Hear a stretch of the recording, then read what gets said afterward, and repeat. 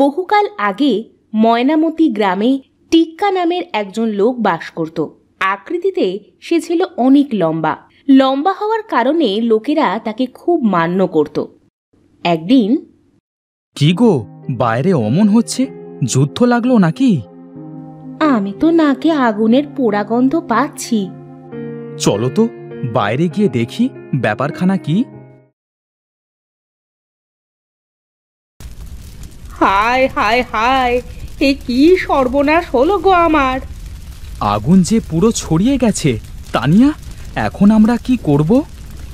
আর কি করব, চলো মামুন ভাইয়ার বাড়িতে যাই।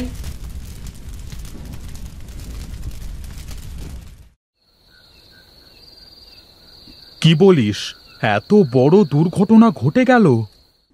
দুর্ঘটনা নয় ভাইজান, এটা পরিকল্পিত অগ্নিকাণ্ড।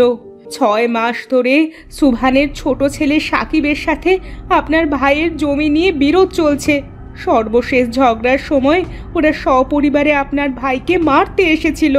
তখনই সাকিব বলেছিল, আমরা যদি আমাদের ঘর ভেঙে এখান থেকে চলে না যাই তাহলে সে ঘরে আগুন লাগিয়ে দেবে, তবুও আমাদের এখানে থাকতে দেবে না। হুমকির কথাটা গ্রামের কিছু লোক দাঁড়িয়ে থেকে শুনেও ছিল। যে লোক আগুন লাগানোর কথা বলতে পারে সে করেও দেখাতে পারে। আচ্ছা আচ্ছা, তোরা টিক্কার কাছে নালিশ জানাবি না? এখানে তার তো কোনো হাত নেই ভাইজান, আর তিনি কত দিকেই বা খেয়াল রাখবেন বলুন। তবুও তিনি গ্রামের মাথা। তিনি তোমাদের ক্ষতিপূরণ দিতে পারেন, আবার শয়তানকে শাস্তিও দিতে পারেন। তা পারেন বটে, কিন্তু কাল সকালে আমার সাথে টিক্কার বাড়িতে যাবি। তিনি গ্রাম প্রধান, তিনি নিশ্চয়ই এর একটা বিহিত করবেন। তা বলছো যখন যাব, খারাপ বুদ্ধি তো আর দিচ্ছ না?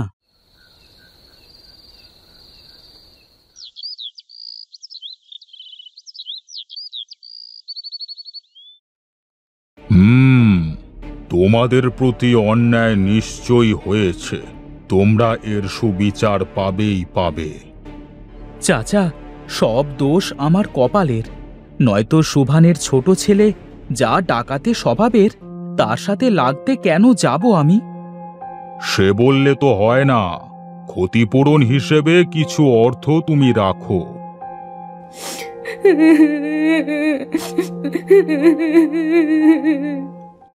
কেঁদো না মা, কেঁদো না, নিজের বাসস্থান ঠিক করে নিও। এই নাও। আপনার অশেষ দয়া চাচা। সাকিব, ভুলের মাসুল তোমাকে গুনতেই হবে।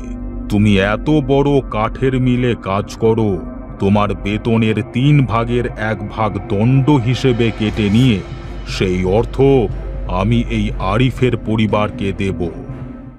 আমি আমার ভুল স্বীকার করছি প্রধান সাহেব, এই দণ্ড আমি মাথা পেতে নিলাম। কি হে ভাই, আমি বলেছিলাম না উনি আমাদের গ্রাম প্রধান। উনি থাকতে কারোর কোনো সমস্যা হতেই পারে না। ঠিক বলেছেন ভাইজান, এজন্যই ওনাকে গ্রামের মাথা বলে লোকে।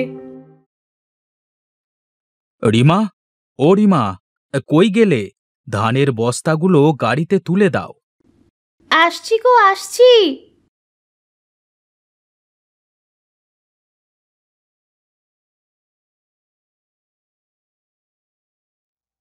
বুঝলে বউ, আজ তোমার বড় মেয়ে তন্নির জন্য 1 জোড়া রূপার নূপুর কিনে আনবো। সত্যি বলছো? সত্যি তুমি নূপুর কিনে আনবে ওর জন্য? হ্যাঁ গো, মেয়েটার কত শখ 1 জোড়া নূপুরের। দিন মজুর আমি, ওর সব শখ তো পূরণ করতে পারি না। এবার ধান বিক্রি করে না হয় এই শখটাই পূরণ করি। ধনে নয়, মনেই মানুষের আসল পরিচয়। তোমার মনটা অনেক বড় গো তুহিন, তোমার মনটা অনেক বড়।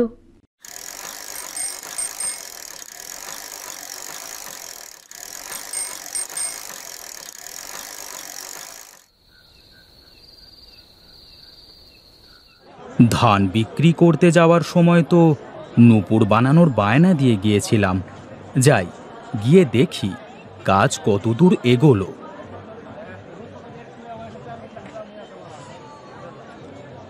আরে তুহিন ভাই যে, আপনার কথাই ভাবছিলাম।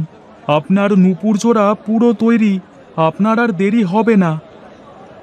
তাহলেই হয়, পথে আবার ডাকাতির ভয়। এই যে আপনার মেয়ের নূপুর। এই নাও টাকাটা, ধরো, গুনে নাও। হে, গুনতে হবে না। আপনি অতি সৎ মানুষ, আমায় কম দেবেন না, তা আমি জানি। তাহলে আমি আসি, কি করে যে যাব এখন? এই অবেলায় রাস্তায় কাউকে পাবো না, সে বেশ জানি। সেই সকালে বেরিয়েছে, এখনো এলো না। কি জানি পথে কোনো বিপদ হলো কিনা।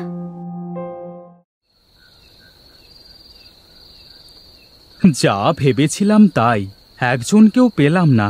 সামনে জঙ্গলের পথ, মনে হচ্ছে আজ কপালে দুর্ভোগ আছে।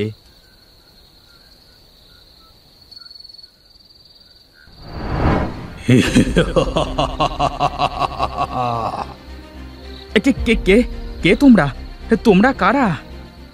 কেন গো, চোখে দেখে ঠাহর করতে পারছো না?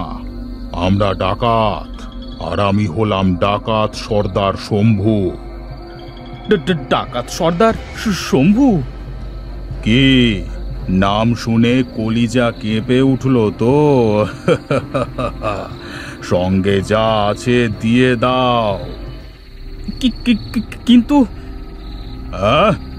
বাঁচতে চাইলে দিয়ে দাও খালি। এই পোটলায় আমার ধান বিক্রির সমস্ত টাকা আছে। এই টাকা দিয়ে দিলে আমায় যে না খেয়ে মরতে হবে। আমায় দয়া করো সর্দার, দয়া করো। ওস্তাদ, আর সময় নষ্ট কেন? মানে না দিলে জানে শেষ করে দিই। না না না, আমায় মেরো না, দয়া করো সর্দার, দয়া করো। দয়া? দিলে দয়া থাকলে আমরা কি ডাকাত হতাম রে?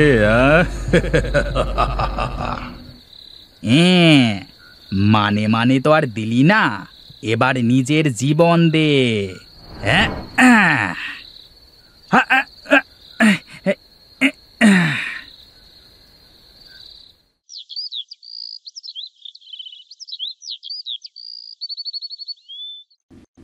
মা, ও মা, বাবা কথা বলছে না কেন? ওরে মেয়ে, তোর বাপ আর কখনোই কথা বলবে না। হায় খোদা, এ আবার কি সর্বনাশ করলে তুমি! এমন দৃশ্য দেখার আগে কেন আমার মরণ হলো না? বাবা, বাবা কথা বলো, চুপ করে থেকো না বাবা, বাবা কথা বলো। প্রধান সাহেব, সবই তো দেখলেন, এখন আমরা কি করব বলুন? এই দৃশ্য নতুন নয় বাবা, প্রত্যেক রাতেই এ পথে ডাকাতি হচ্ছে। যাদের পরিবারের লোক গঞ্জে যায় বেচা কেনা করতে, তাদের সব সময় আতঙ্কে থাকতে হয়। গ্রামে ঢুকবার এই একটাই রাস্তা, আর এই রাস্তায় কিনা এমন, ইচ্ছে তো হচ্ছে শয়তানগুলোর কল্লাটা গিয়ে কেটে দিই।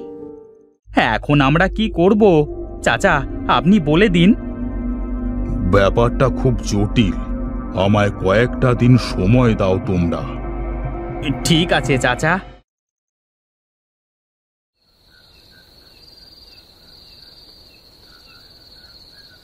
শোনো, এই এক সপ্তাহে আমি ডাকাতদের নিয়ে অনেক গবেষণা করেছি, নিয়েছি ওদের চালচলন সম্পর্কে খোঁজ। তারপর অনেক ভেবে চিনতে আমি একটা সিদ্ধান্তে পৌঁছেছি। এখন আমার তোমাদের সাহায্যের দরকার। আপনার মুখ থেকে বেরোনো ছোট্ট একটা কথাও আমাদের কাছে খুব মূল্যবান চাচা। আপনি শুধু আদেশ দিন কি করতে হবে, তারপর দেখুন আমরা কিভাবে তা পালন করি। তাহলে শোনো। আপনি নিশ্চিন্তে থাকুন চাচা, যা বলেছেন তা সকালেই প্রচার হয়ে যাবে। এখন তাহলে তোমরা আসো।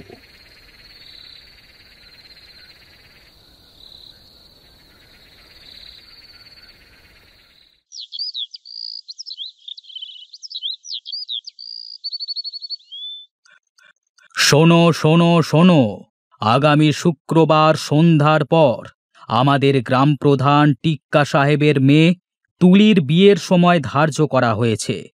তুলির শ্বশুর শহরের বিরাট বড় শিল্পপতি, তিনি তার পুত্রবধূর পা থেকে মাথা পর্যন্ত গয়নায় মুড়িয়ে নেবেন বলে জানিয়েছেন।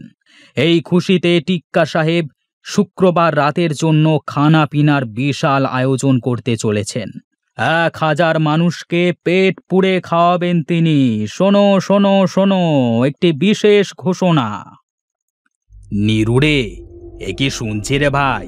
পা থেকে মাথা পর্যন্ত গয়না দিয়ে মুড়িয়ে দেবে? এবার এবার তো কপাল খুলে গেল রে আমাদের। এই খবরটা সর্দার শুনলে না খুব খুশি হবে, বুঝলে? হ্যাঁ চল, সর্দারকে এখনই জানিয়ে আসি। হ্যাঁ তাহলে তো লম্বুর মেয়ের শ্বশুর খুব টাকা পয়সার মালিক। তা বর কি এই পথেই যাবে বিয়ে করতে? হ্যাঁ সর্দার, শহর থেকে গ্রামে ঢুকবার তো এই একটাই রাস্তা। বিয়ের কাজ শেষ হতে তো অনেকটা রাত হয়ে যাবে। ওরা যখন বউ নিয়ে শহরের উদ্দেশ্যে রওনা দেবে, আমাদের তখনই কাজটা করতে হবে। পুরো লুট করে ফেলতে হবে। ঠিক আছে সর্দার, আজ বরং আমি রামদা আর বল্লমগুলোকে শান দিয়ে রাখি। কালকে দেখে নিস এক কোপে কয়টাকে কাত করিয়ে।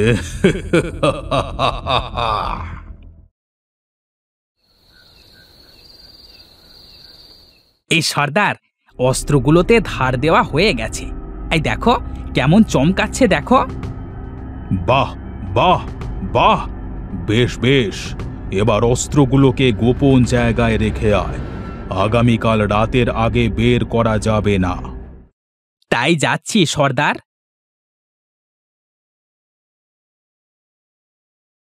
এই রাতটা আরাম করে ঘুমিয়ে নাও সর্দার, কালকে আবার বড় দাও মারতে হবে। আর ঘুম, সকাল থেকে মাথাটা প্রচণ্ড ব্যথা করছে। নিরু আসুক, ঘুমের ঔষধ খেয়ে 3 জনে একসাথে ঘুমাবো। কই, সবাই তৈরি তো? হ্যাঁ চাচা, আমরা সবাই অস্ত্র নিয়ে তৈরি।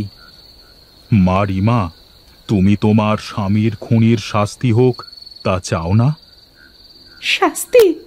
শয়তানগুলোকে যদি নিজ হাতে শেষ করতে পারতাম তাহলে হয়তো কিছুটা যন্ত্রণা কমতো। এই ধরো, এই অস্ত্রটা ধরো মা। যে ডাকাত দলের জন্য তুমি বিধবা আর তোমার মেয়ে আজ এতিম, সেই দলের সর্দারকে তুমি আজ নিজের হাতে খুন করবে। ভয় নেই, ওরা আজ ঘুমের ঔষধ খেয়ে বেঘোরে ঘুমাচ্ছে। যা কিছু ছিল সবই তো হারিয়ে ফেলেছি চাচা। আমার আর হারানোর কিছু নেই, তাই ভয়ও নেই। আমি আজ 3 জনকেই নিজ হাতে শেষ করব। ঠিক আছে, বাকিরাও অস্ত্র নিয়ে আসো, সাবধানের মার নেই। হ্যাঁ হ্যাঁ, সবাই আসো।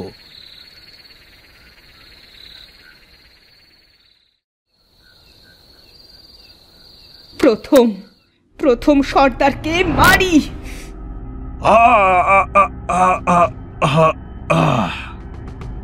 এবার তুই।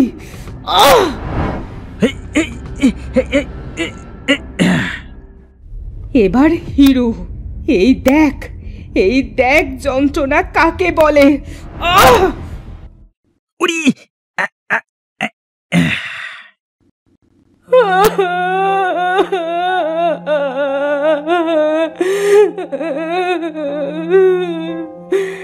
কি শান্তি!